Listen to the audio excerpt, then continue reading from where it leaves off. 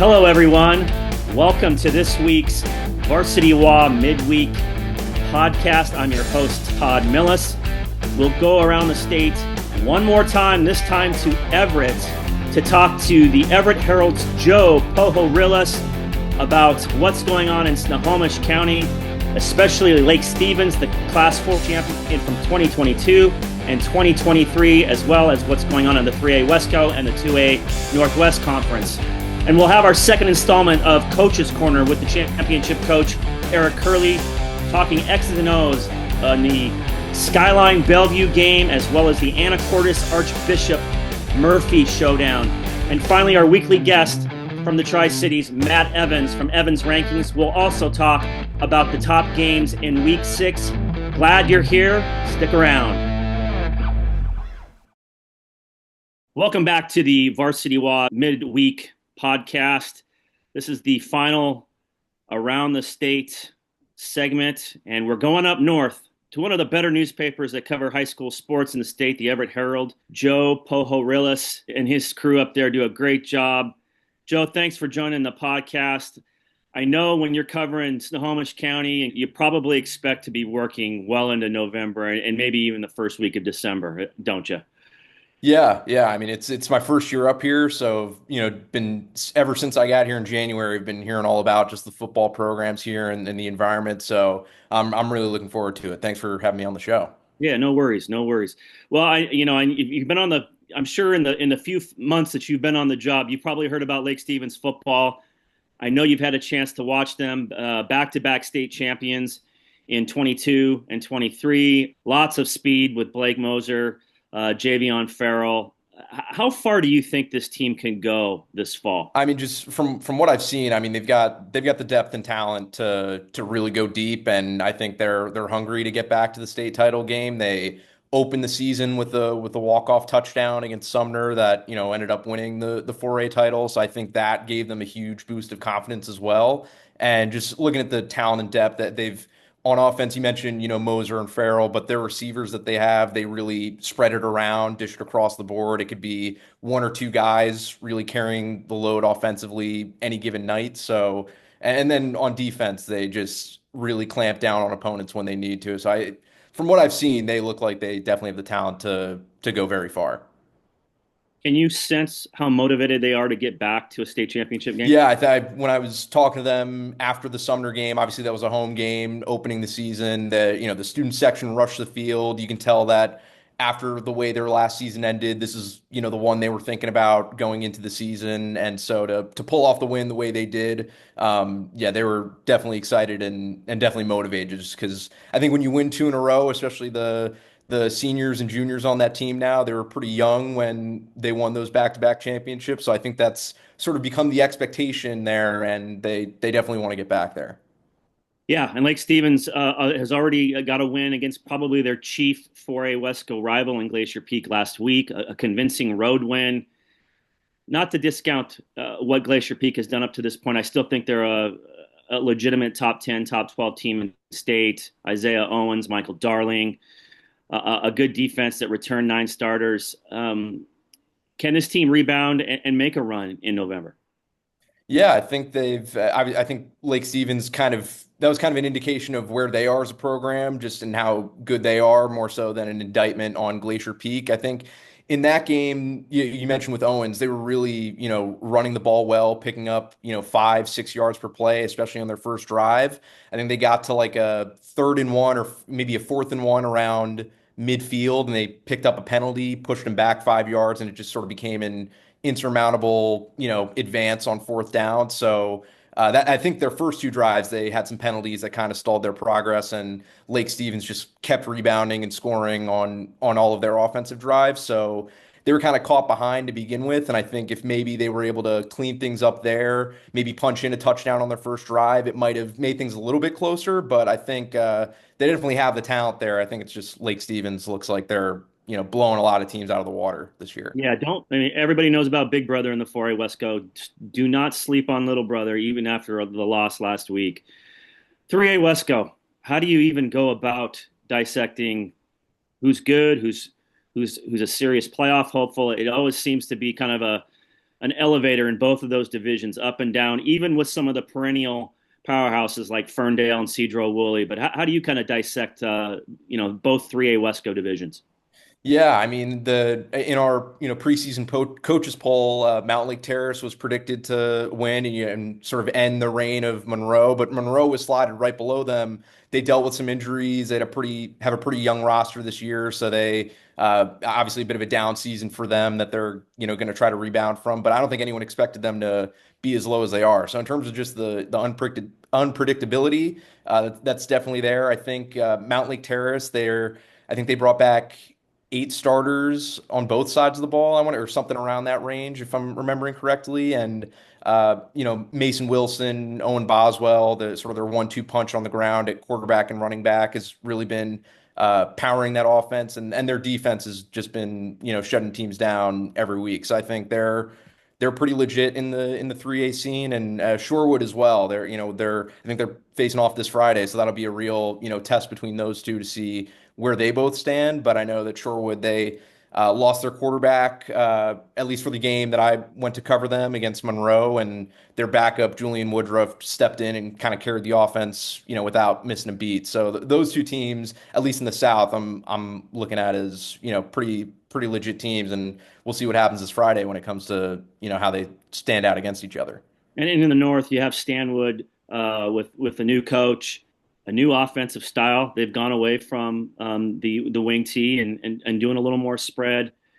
Cedro-Woolley, Ferndale, obviously the two kind of perennial playoff teams, and then Mount Vernon. And that always seems to be kind of the tougher side of the league. How do you figure what's going to happen in that division? Yeah, I mean, it's Stanwood. We're going to be at the Stanwood Arlington game this week, so that'll be the first time I get to take a really close look at them. They haven't really invited the Everett Herald coverage. I'm not sure why. I've tried to stop by a couple practices, but they're trying to keep things locked down and close to the vest. So I think that'll be a good test for them. But with those two schools, it's hard to say. I feel like really any given week, one of them could beat one of the others. So it's going to be a tough one. That's okay, Joe. As a former Tacoma News Tribune sports writer, I had a few coaches that told me to stay away too. So, and then let's talk about the new number one in Class 2A, Archbishop Murphy.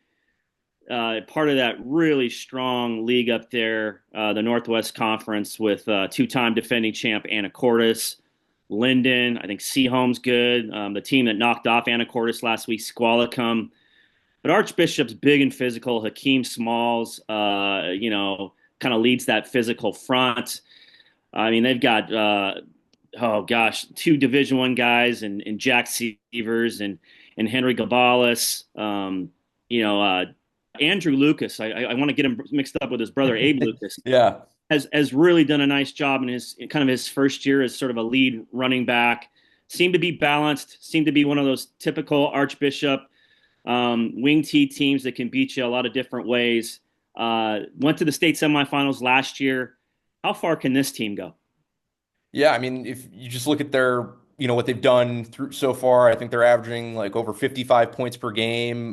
They've allowed 8 points or fewer in 4 of their 5 games. So as you mentioned, they're just executing everything on both sides of the ball. I'll be at their matchup against Linden next Friday, and that's a playoff matchup from this year, so that'll be a pretty good one to see. And just seeing the players that you mentioned, the fact that they've got the Division I talent contributing both ways, and Lucas at running back. I seem like just based on what they've done so far, they're going to be in the mix for sure. Yes. Well, we got the Snohomish County football scene for 2025 all taken care of as we wrap up our Around the State segment. Joining us from the Everett Herald, Joe Pohoryles. Thanks so much. Even in your first few months at the Everett Herald, I know he's learning a lot on the job. Thanks for joining us, and you'll have a lot of fun discovering some really good football teams up there. Yeah, absolutely. Thanks so much for the time. Coming into our second week of our new segment, I had to bring in the championship coach more than once on our podcast. Coach's Corner, he gets an opportunity to take a an X's and O's look at a couple of the key games this week. And Eric, this week, a big one in the Kinko, Skyline hosting Bellevue. Skyline coming off 2 wins against Bothell and Eastlake. And then the big one up north in the 2A ranks, number 1 Archbishop Murphy, number 2 Anacortes for to stay in the lead of that very competitive league. But let's start in the Kinko. Kind of a surprise team, Eric. Peyton Pallor, second season, playing good defense. Cason Williams calling plays. Big wins the last 2 weeks, but this is a different animal. What do you think about this matchup with Bellevue? I think Skyline's, typical spread, Kaysen, running some of the stuff that Jerv did, but also using some motion and running some flood patterns and some motion and doing some split zone stuff. But basically, that philosophy is they're going to pre-snap read their pass routes. They're going to call the routes to clear 2 guys and open up 1 in the pass game and the spread. And they're going to take what what they give you. And, their quarterback will run a little bit. The running back, they'll run a little bit there, but they want to throw the quick game and they want to throw some quick screens. Defensively, what Bellevue does is they're pretty a 3-4. They slide into a little bit of 4. They do different slide work. They move a lot, but what they're going to have to do is show their shell and then roll up in some sky, drop a safety down to take away the short routes and change their coverages a little bit to take away those routes. They're pretty sound, Bellevue on defense. They're not going to be in the wrong spots, but they might have to just roll up or they're just going to Skyline's just going to try to keep short, and then try to take a shot over the top, hit a couple screens. But I think Bellevue will probably roll up and try to match up with them a little bit more than they have in the past. Max Jones has been out the last 2 weeks, the All-State fullback for Bellevue. They still have Raylan Witherspoon. They are expecting Jones back. How do you think the Skyline defense, which has done pretty well against the run games of both Bothell and Miles Johnson at Eastlake in particular last week, who was one of the leading rushers in the Kinko, how do you see that matchup, the run defense of Skyline against Bellevue's wing T? Well, Skyline's defense is a funky one. They're a 3-3 to a 4-3 to 4-4. They're stem a lot, which is basically they're going to line up and they're going to shift into things. That's tough to do against Bellevue because they've sprinted to the line of scrimmage, do quick counts and things like that. It's going to be a tough. What most people want to do against wing T is add a defender up on the line, slide your front, hit, read, and squeeze and stay and not get a depth. What Skyline's been doing is getting depth, getting after it. They have a middle linebacker. They put him, sometimes he's a middle backer, sometimes he's the DN. They just move him around. It's almost like a monster. And they move him like a 3-3 into a 3-4, into a 4 front. He becomes a DN. And they move and shift this all at the line of scrimmage. I don't know if they're going to be able to do that with what Bellevue does with their sprint up the line of scrimmage, quick snap. But if they can control, take some chances, make some big plays back there. The thing is, what Bellevue can do now is they can throw the ball a little bit. They can play action pass and get the ball down the field, and they're able to get outside in their buck sweep series, which is basically a wing tease. You're going to take gaps. You're going to block down, kick out, pull up. They also bury everything down and take it around the edge with that buck sweep, and they read that basically off the alignment of what Skyline will be doing. So. The biggest thing is Skyline going to be able to shift and do what they like to do? They like to be an active defense, movement, and be able to take it. Are they going to guess right and get in there and make havoc? Because when they guess right, they're going to make big plays. But if they guess wrong, there's going to be big gaps because of the wing T is going to seal, and kick out and pop things. So we'll see if Skyline maybe won't be shifting as much. Maybe they're going to get up and line up and maybe just stem 1 gap or 2 gap instead of a whole moving linebackers up and shifting linemen down. They might just get up in their stuff and just move a little bit, gaps, 1 gap to another gap. Bellevue coming off a loss last week at home to Bothell. At the end of this one, Eric Kurle, what will the scoreboard say? I feel with what Bellevue does, it doesn't set up well for what Skyline does on defense and what their activity, unless they've been working on it and able to do the hit and read stuff because they're a penetration defense. So I'm going to go with Bellevue and the wing T team. Yeah, I've talked to Bellevue, some of their coaches this week. That last week was a real eye opener. They do get Max Jones back. He's a big part of that offense. I like Bellevue on the road as well. And that second game that Coach wants to take a look at is the biggie, probably the biggest game so far in the 2A classification. Number one Archbishop Murphy traveling to number two Anacortes. Now Anacortes coming off, I think, a loss that surprised us all last week, Eric. 24-21 at Squalicum. Archbishop Murphy in the wing T. Anacortes with Ryan Harrington in the spread. What do you like about these matchups for both teams? It's kind of funny. It's a lot like the other game. You got one spread team and got one wing T team. So Anacortes, they spread the ball, got a great quarterback that can run the ball and do something. But impressive of the four receivers. They have a big Dickinson, I think the bigger inside receiver, and they have Luca, and a couple of other outside guy, Hawkins, and a couple others. But they can go get the ball. They're very athletic at their skill positions. They're four guys outside. They also run a great counter. I think the running back's name Webster does a good job on running the counter and sets it up really well. One of the better counter runners where you got to be patient on that and wait for the kick out and pull up. What Archbishop Murphy does on defense and Coach Cronin, they were really good and slide into their 4-4, but they also changed their coverages a decent amount from a cover two. A lot of against the 3-by-1 teams, when teams put that running back on the backside on the one receiver side, they'll go a split coverage. And this is the same thing with Sky Bellevue does too. But when that spread team is that get that corner and he'll squat and see right there in the corner and stay there for the running back. And the running back goes away, he'll slide back inside. But they'll get an extra guy up front by just doing a cloud coverage on the backside and a cover four on the front side. What Anacortes or Bishop's got to be able to do is get their inside linebacker under the hook zone and not get sealed by number three, and be able to get under those underneath routes. Yeah, and then obviously the matchup on the other side is, Anacortes comes in as a little undersized, but they've played undersized the last 2 years en route to the state championship, including both games at Great Iron Classic against Tumwater. This Archbishop Murphy team might be a little bit of a different animal with their physicality. Hakeem Smalls up front. They've got some big guys. How is Anacortes sort of stem the momentum there with a power run team like Archbishop Murphy?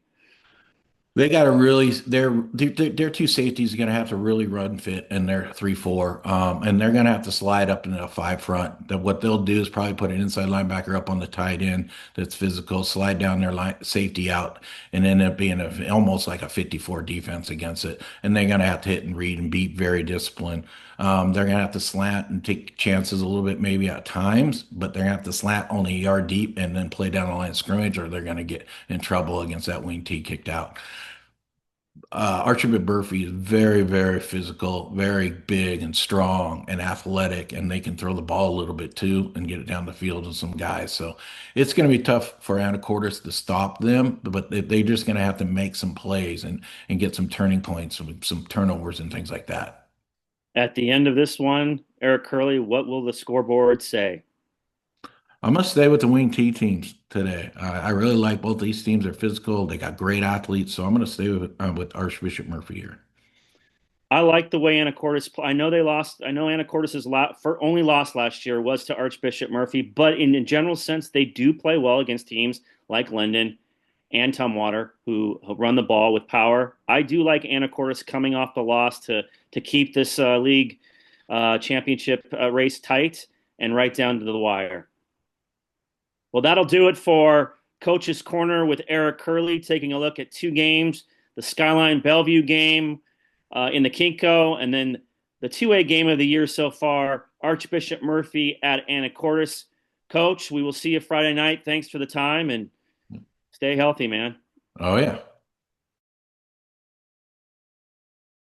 Welcome back to the final segment of the podcast, our usual visit with the man in the Tri-Cities.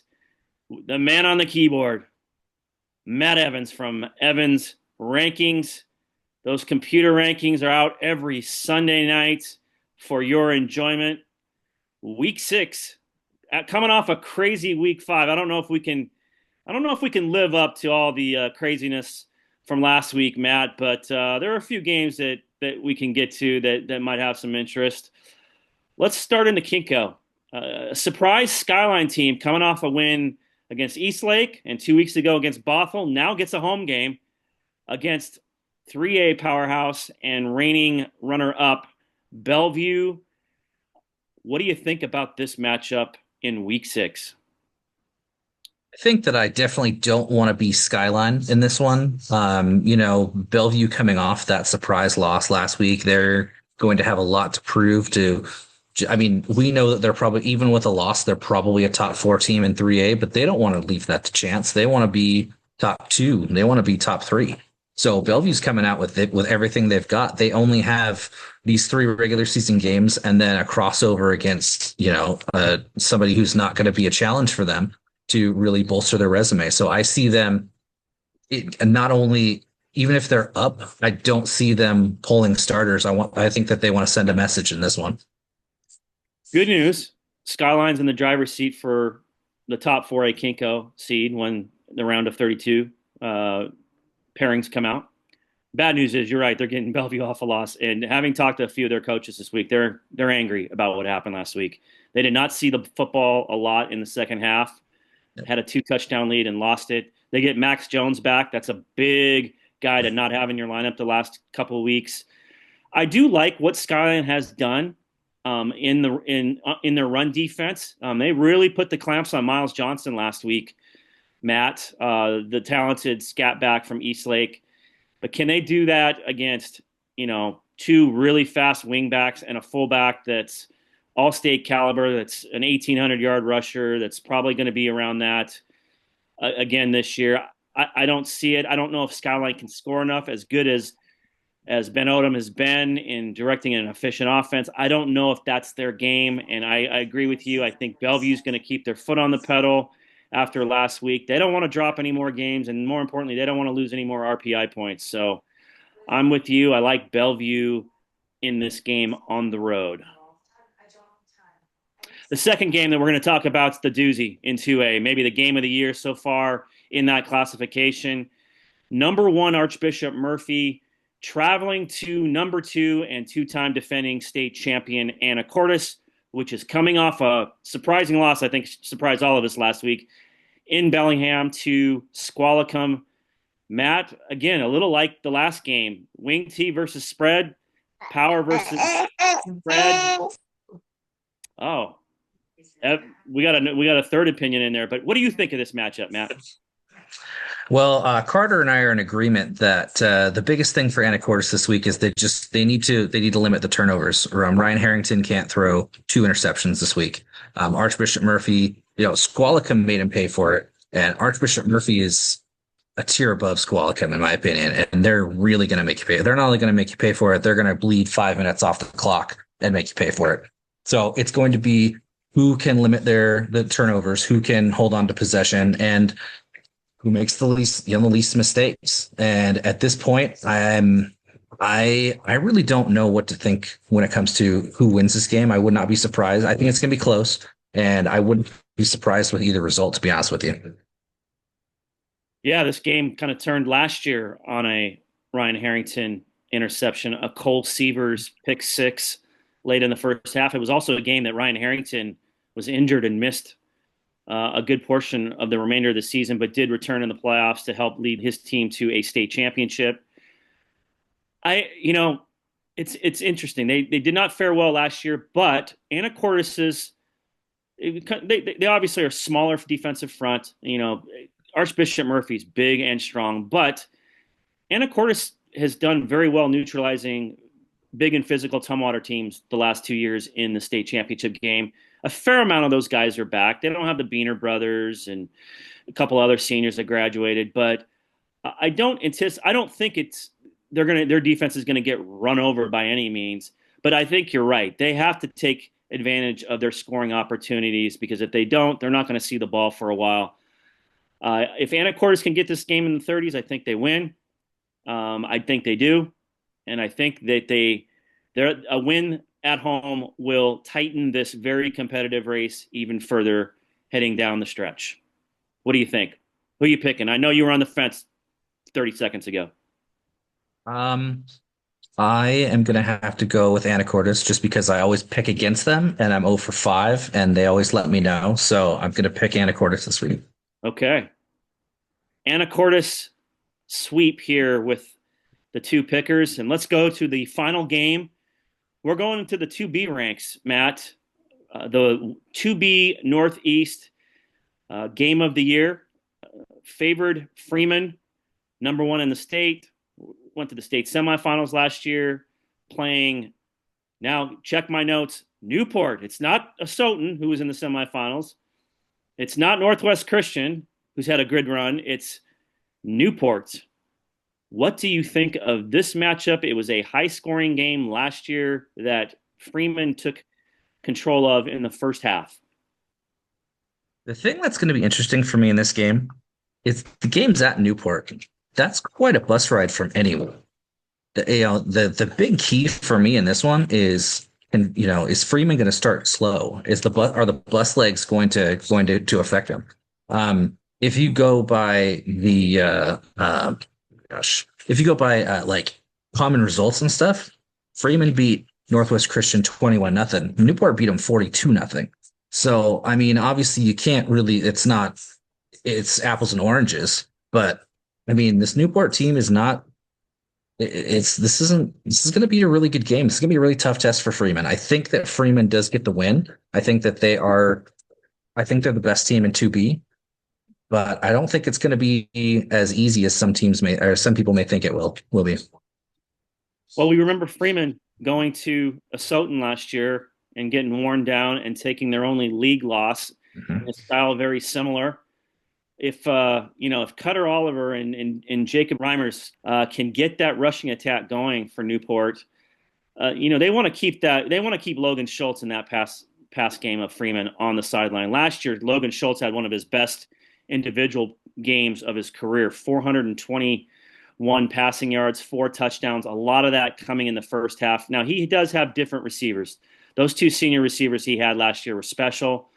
I don't know if it's quite as dynamic as it was last year, but I think Logan Schultz has taken that necessary step from just being a downfield flinger to more of a well-rounded passer and getting more guys involved. I also like Freeman in this game.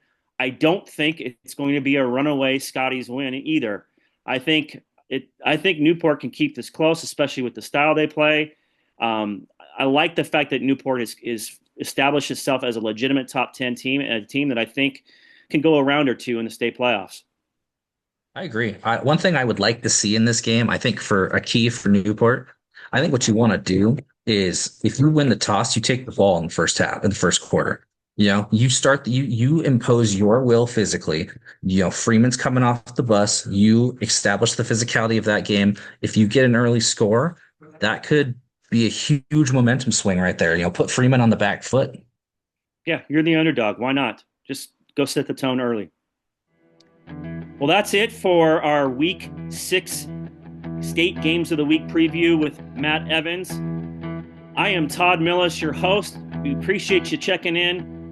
We will see you next week.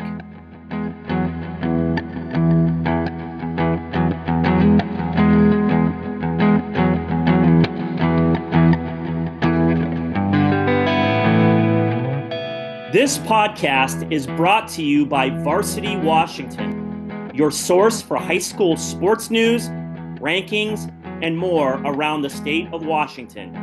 You can listen to new episodes of the VarsityWA Podcast weekly on YouTube, Spotify, or Apple Podcasts. And for more from Varsity WA, visit us at varsitywanews.com and subscribe for daily posts covering the high school sports landscape around the state. A special thank you to our guests on this episode and to Carl Johnson and Matt Bueller of the Portland-based band Edith and Axon for providing the music you hear at the beginning and end of this podcast each week. You can find the band on Instagram at Edith Axon Official. Thank you to our listeners for tuning in to the VarsityWA Podcast. For producer Lauren Smith, I'm your host, Todd Milles. We will be back next week.